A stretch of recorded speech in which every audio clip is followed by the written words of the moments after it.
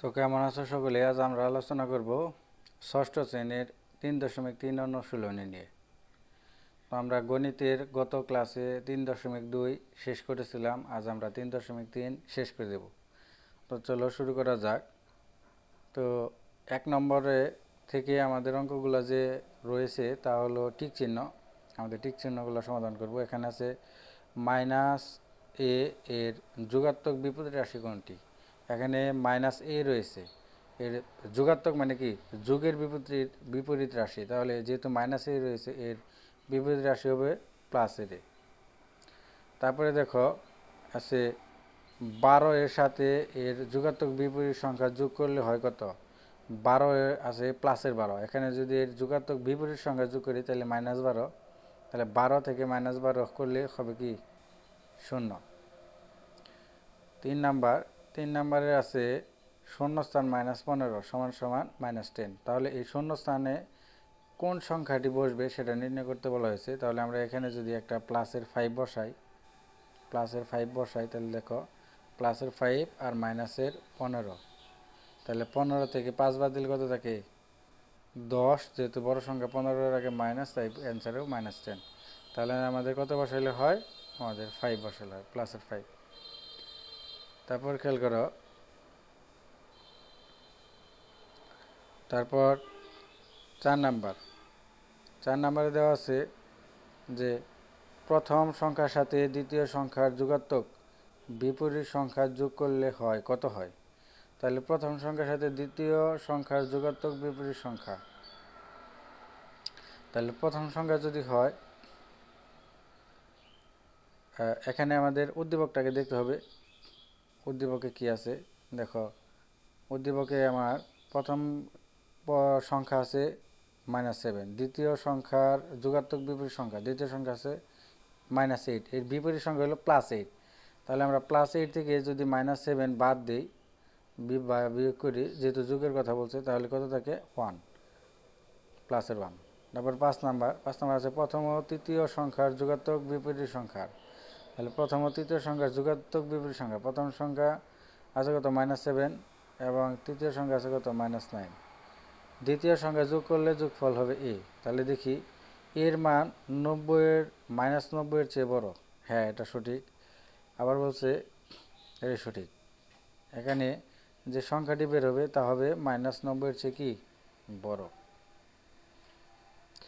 এরপর আমরা 6 নম্বর অঙ্ক সলভ করব। 6 নম্বর আছে কি, এর মান দেওয়া আছে 45 মাইনাস ব্র্যাকেটের মধ্যে 11, বির মান দেওয়া আছে 20 = 57 + -4 হলে কি শর্ত দিচ্ছে দেখো, আছে a = 56। এখন এর মান কীভাবে 56 হবে? 45 থেকে যদি আমরা 11 বাদ দিই কখনোই 56 হবে না, তাহলে আমাদের উত্তর সঠিক নয়। আবার এ হবে না। দেখো বির মান যদি এখানে 57 + -4 হয়, তাহলে 57 থেকে যদি 4 বাদ দিই তাহলে কত থাকবে? 57 থেকে 4 বাদ দিলে থাকবে আমার 53, +53। এখানে দেখো +53 কোনোটাই তো নেই, তাহলে আমাদের এখানে উত্তরে ভুল আছে। হয় প্রশ্নে ভুল আছে, আর নইলে উত্তরে অবশ্যই আমাদের ভুল আছে। আচ্ছা, যাই হোক, এখন আমরা পরের অঙ্কে চলে যাব। দেখো 7 নম্বরে বলছে যে চিত্রের চিহ্নিত অংশে কি আছে সেই তথ্যগুলো দেখো।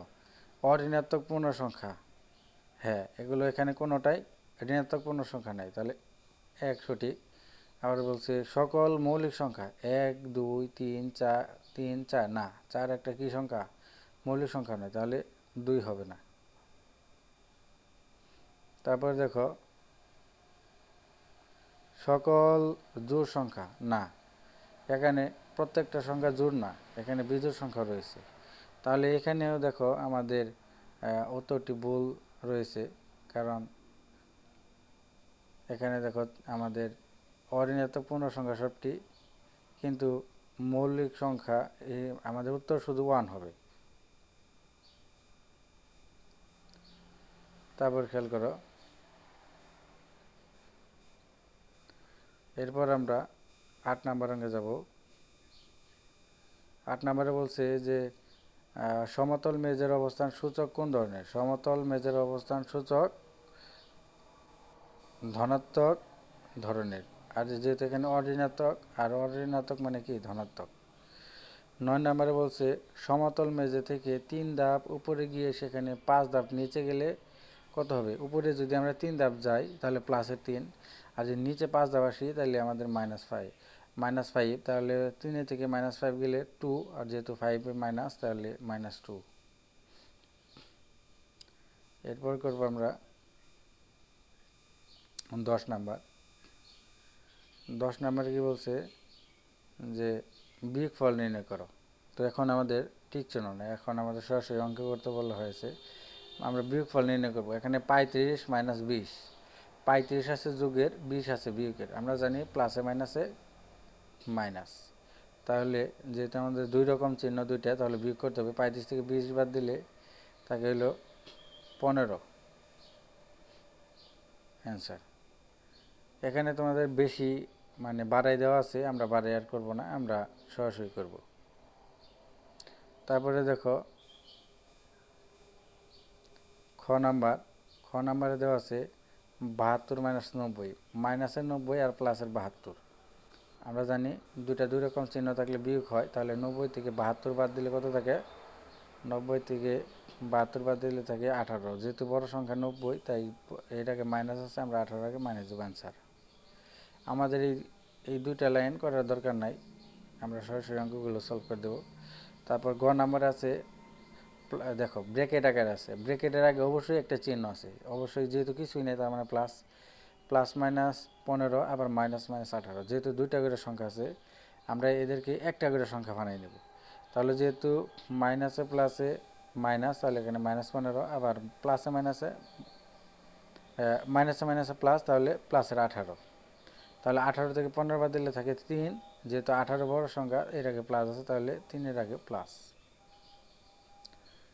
এরপর দেখো বড় গ নাম্বারে আছে প্লাস -20 এবং মাইনাসের 13। প্লাসে মাইনাসে কি -20 আর মাইনাসের 13। তাহলে যেহেতু দুইটাই একই চিহ্ন, দুইটাই মাইনাস, তাহলে আমাদের যোগ করতে হবে। তো 20 আর 13 যোগ করলে হয় 33। যেহেতু 20-এর আগে বড় সংখ্যার আগে মাইনাস আছে, তাহলে উত্তরে আমাদের কী হবে? 33-এর মাইনাস। এরপর ওমো নাম্বারে আছে 23 মাইনাস -12। যেহেতু 12-এর আগে দুইটা চিহ্ন আছে, আমরা গুণ করে দেব। তাহলে মাইনাসে মাইনাসে প্লাসের 12, তাহলে 23 + 12। যেহেতু একই চিহ্ন, 23-এর আগে প্লাস, 12-এর আগে প্লাস, তাই আমরা যোগ করব। 23 আর 12 যোগ করলে হবে কত? 35। তারপরে দেখো চ নাম্বার, তোমরা সাথে সাথে অঙ্কগুলো সমাধান করার চেষ্টা করবে। চ নাম্বারে আছে +-32 এবং -40। আমরা আগে ডাবল চিহ্নগুলো উঠাই দিব। যেহেতু 32 ব্র্যাকেটের আগে একটা প্লাস আছে, তাহলে প্লাসে মাইনাসে মাইনাসের 32, আর এই মাইনাসে প্লাসের 40। তাহলে 40 হলো প্লাসের এবং 32 হলো মাইনাসের, তাহলে দুই রকম চিহ্ন আমাদের বিয়োগ করতে হবে। 40 থেকে 32 বাদ দিলে থাকে 8। যেহেতু 40 বড় সংখ্যার আগে প্লাস আছে, তাহলে আমাদের উত্তর হবে প্লাসের 8। তো এরপর আমরা দেখো 11 নাম্বারে যাব। আমরা একটি ভিডিওর মাধ্যমেই আর কি শেষ করে দেওয়ার চেষ্টা করব। তোমরা একটা খাতা কলম এবং বই সামনে নিয়ে হাজির হও এবং সাথে সাথে অঙ্কগুলো করার চেষ্টা করো, তাহলে তোমাদের দেখবে কোনো সমস্যা থাকবে না। 11 নাম্বার অঙ্কে বলছে নিচের ফাঁকা ঘরগুলোতে বড় চিহ্ন, ছোট চিহ্ন অথবা সমান চিহ্ন বসাও। তো আমাদের দুই পাশে অঙ্ক দেওয়া আছে, আমাদের ক্যালকুলেশন করে দেখতে হবে যে কোন সংখ্যাটি কোন সংখ্যার চেয়ে বড়, ছোট অথবা সমান। তো দেখো এখানে আছে, আমরা আগের অঙ্কের মতো যুগের মতো আমরা আগে চিহ্নগুলো উঠাই দেব। দেখো এখানে আছে +-3, তাহলে আমরা লিখব কি -3। আর এখানে আছে +-6, তাহলে -6। তাহলে -3 আর -6 যোগ করলে হয় -9। এই পাশে খেয়াল করো, +-3 আর হলো +6। তাহলে -3 থেকে +6 যোগ করলে হয় +3। তাহলে আমাদের এখানে দেখতে পাচ্ছি যে -9-এর চেয়ে -3 বড়, প্লাসের 3 বড়। এরপর দেখো খ নাম্বার, আমরা খ নাম্বার সমাধান করব। খ নাম্বার আছে প্লাস মাইনাস 21 মাইনাস মাইনাসে 10, আর এই পাশে আছে প্লাস মাইনাস 31 প্লাস মাইনাসে 11। আমরা আগে চিহ্নগুলো উঠাই দিব। প্লাসে মাইনাসে মাইনাসের 21 এখানে দেখছি, আবার মাইনাসে মাইনাসে প্লাসের 10। এই পাশে আমরা করে দেব প্লাসে মাইনাসে মাইনাসের 31 এবং প্লাসে মাইনাসে মাইনাসের 11। এখন 21 থেকে 10 বাদ দিলে থাকে মাইনাসের 11। এখন 31 আর 11 যদি একই চিহ্ন, যোগ করলে থাকে মাইনাসের 42। আমরা জানি ঋণাত্মক সংখ্যা যত বড় হবে তার মান তত ছোট, তাহলে -42 অবশ্যই ছোট, তাহলে -11 বড়, আমরা এদিকে বড় চিহ্ন দিয়ে দেব। এরপর ছোট ক নাম্বার দেখো, ছোট ক নাম্বারে আছে আমার, আগে আমরা চিহ্নগুলো উঠাই দিই, যেহেতু 45-এ 45, আর আছে মাইনাসে মাইনাসে প্লাসের 11, আর এখানে আছে 27-এ 27, 57, এখানে আছে প্লাসে মাইনাসে 4, প্লাসে মাইনাসে মাইনাস মাইনাসের 4, তাহলে এখানে 45 আর 11 যোগ করলে হয় 56, এখানে 57 থেকে 4 বাদ দিলে হয় 53। যেহেতু দুইটাই আমাদের ধনাত্মক সংখ্যা, যেটা বড় হবে সেটার মানে বড়, যেহেতু 56 এই পাশে, তাহলে 56 আমাদের বড়, তাই আমরা এদিকে চিহ্ন দিয়ে দেব। বড় গ নাম্বারে আছে যে প্লাসে মাইনাসে 25 মাইনাসে মাইনাসে 42, তাহলে আমরা সমাধান করি। প্লাসে মাইনাসে 25 মাইনাসে 25 এবং মাইনাসে মাইনাসে প্লাসের 42। এই পাশেও প্লাসে মাইনাসে 42, আবার মাইনাসে মাইনাসে প্লাসের 25, তাহলে 25 আর 42 আমাদের দুই রকম চিহ্ন, বিয়োগ করলে দাঁড়ায় 17। আর এখানে 42 মাইনাসের 25 প্লাসে দুই রকম চিহ্ন, বিয়োগ করলে দাঁড়ায় -17। যেহেতু আমাদের একটা প্লাসের 17 এই পাশেটা, আর এই পাশেটা আছে কি -17, আমরা জানি ধনাত্মক পূর্ণ সংখ্যা এটা সবচেয়ে বড় থাকে, তাহলে আমাদের +17 যেহেতু বড়, আমাদের চিহ্নটি হবে এদিকে, যেদিকে মুখ দেখবে সেই দিকে সংখ্যাটি আমাদের বড় বানাইতে হবে। তারপর দেখো আমরা 12 নাম্বার অঙ্কে যাব। 12 নম্বরে দেওয়া আছে, আর 12 নাম্বার অঙ্ক করাটার আগে আমরা এটাকে দুইটা পার্টি ভাগ করে দিই। তো যেহেতু আমাদের ভিডিওটা অনেক বড় হয়ে যাবে, তাই আমরা পরবর্তী ভিডিওতে এই 12 নাম্বারটি সলভ করব।